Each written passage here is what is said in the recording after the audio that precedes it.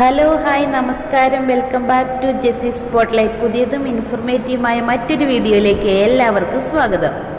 ഇന്നത്തെ വീഡിയോയിലൂടെ നിങ്ങളുമായി ഷെയർ ചെയ്യാൻ ഉദ്ദേശിക്കുന്ന കാര്യം സ്ക്രീനിൽ കാണുന്ന പോലെ സുകന്യ സമൃദ്ധി യോജന എന്നൊരു സ്കീമിനെ കുറിച്ചാണ്. ആർക്ക് ബുദ്ധിമുട്ടുള്ള ഒരു എമൗണ്ട് ആയതുകൊണ്ട് ഇതിനെല്ലാം മാറ്റം വരുത്തിക്കൊണ്ട് ഇപ്പോഴും ഈ ഒരു പദ്ധതി നന്നായിട്ട് മുൻപോട്ട് പോകുന്നുണ്ട്. ഇനി എന്താണ് ഈ പദ്ധതി എന്ന് അറിയാത്തവർക്ക് വേണ്ടി പറയാം.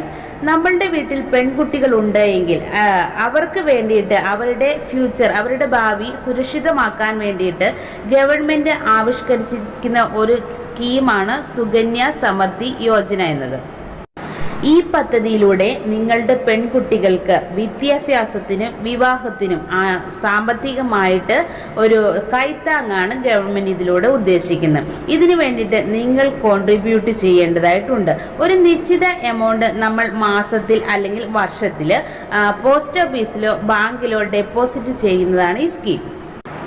ഒരു വീട്ടിൽ 2 പെൺകുട്ടികൾക്ക് വരെയാണ് ഈ ഒരു സ്കീമിന്റെ ആനുകൂല്യം കിട്ടുന്നത്. മൂന്നാമതൊരു പെൺകുട്ടി ഉണ്ടെങ്കിൽ അതിന് കിട്ടുകയില്ല. 2 പെൺകുട്ടികൾക്ക് വരെയാണ് ഈ ഒരു സ്കീമിന് ഉൾപ്പെടാൻ പറ്റുന്നത്. ഈ ഒരു പദ്ധതിക്ക് പ്രായപരിധിയുണ്ട്. പെൺകുട്ടികൾക്ക് 10 വയസ്സ് തികയുന്നതിന് മുമ്പ് തന്നെ ഇതിൽ ഉൾപ്പെട്ടിരിക്കണം. 10 വയസ്സ് പൂർത്തിയായതിനു ശേഷം ഈ ഒരു സ്കീമിലേക്ക് നമ്മൾക്ക് അപ്ലൈ ചെയ്യാൻ സാധിക്കില്ല, നമ്മൾക്ക് അപേക്ഷ കൊടുക്കാൻ സാധിക്കില്ല. അതുകൊണ്ട് പെൺകുട്ടികൾ ഉണ്ടായിക്കഴിഞ്ഞാൽ ഉടനെ തന്നെ മാതാപിതാക്കൾക്ക് ചെയ്യാൻ പറ്റുന്ന നല്ലൊരു നിക്ഷേപ സ്കീമാണിത്. ഇനി ഈ അക്കൗണ്ട് ഓപ്പൺ ചെയ്യാൻ കഴിയുന്നത് ഇന്ത്യൻ പൗരത്വം ഉള്ള ഒരു പെൺകുട്ടിക്കാണ്. ഈ അക്കൗണ്ട് ഓട്ടോമാറ്റിക്കലി പെൺകുട്ടികളുടെ പേരിലേക്ക് ആകുന്നതായിരിക്കും. ഇതിനു വേണ്ടിയിട്ട് രക്ഷിതാവിൻ്റെ 3 ഫോട്ടോയോ അവരുടെ ആധാർ കാർഡിൻ്റെ കോപ്പി, കുട്ടിക്ക് ആധാർ കാർഡ് ഉണ്ടെങ്കിൽ അതുമായിട്ട് നമ്മൾക്ക് ഇഷ്ടമുള്ള ബാങ്കിലോ അല്ലെങ്കിൽ പോസ്റ്റ് ഓഫീസിലോ ചെന്ന് അക്കൗണ്ട് ഓപ്പൺ ചെയ്യാവുന്നതാണ്.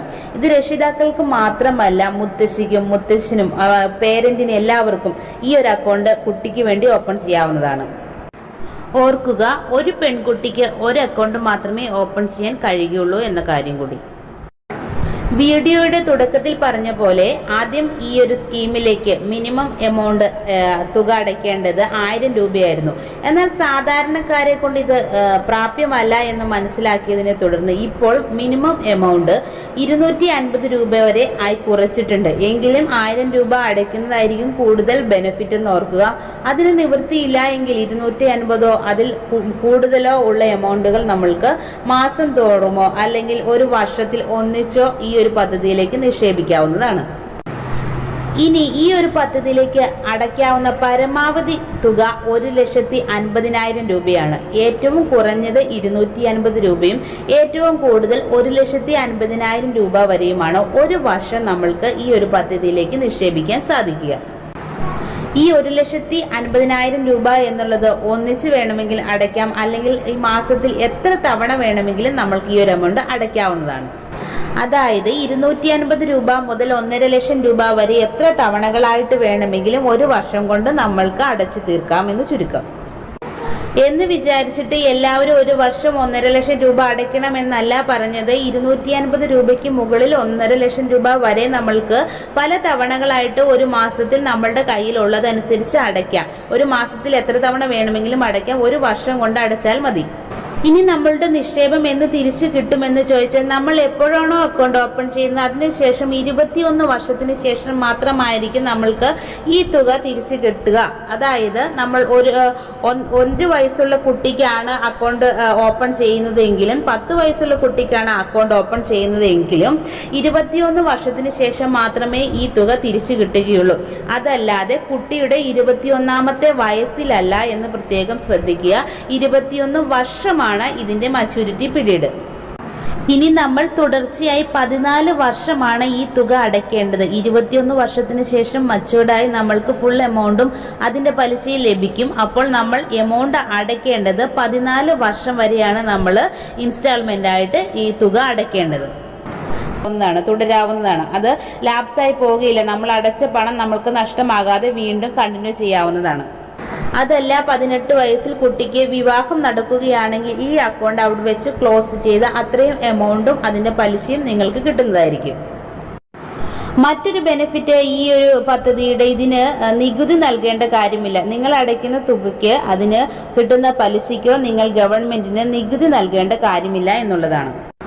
ഇപ്പോൾ ഈ ഒരു പദ്ധതിക്ക് ലഭിക്കുന്ന പലിശ എന്നത് 7%. ഇത് ഓരോ വർഷവും വ്യത്യസ്തപ്പെട്ടുകൊണ്ടേയിരിക്കും. തുടക്കത്തിലേക്ക് 8-9% വരെ പലിശയായിരുന്നു. ഓരോ സാഹചര്യത്തിനും അനുസരിച്ച് പലിശയ്ക്ക് വ്യത്യാസം വരും. എങ്കിലും ഒരുപാട് കുറഞ്ഞു പോകാതെ ഗവൺമെന്റിന് ഈ ഒരു കൈത്താങ്ങ് പെൺകുട്ടികൾക്ക് ഉപകാരപ്രദമായ രീതിയിൽ തന്നെ ഉണ്ടാകും.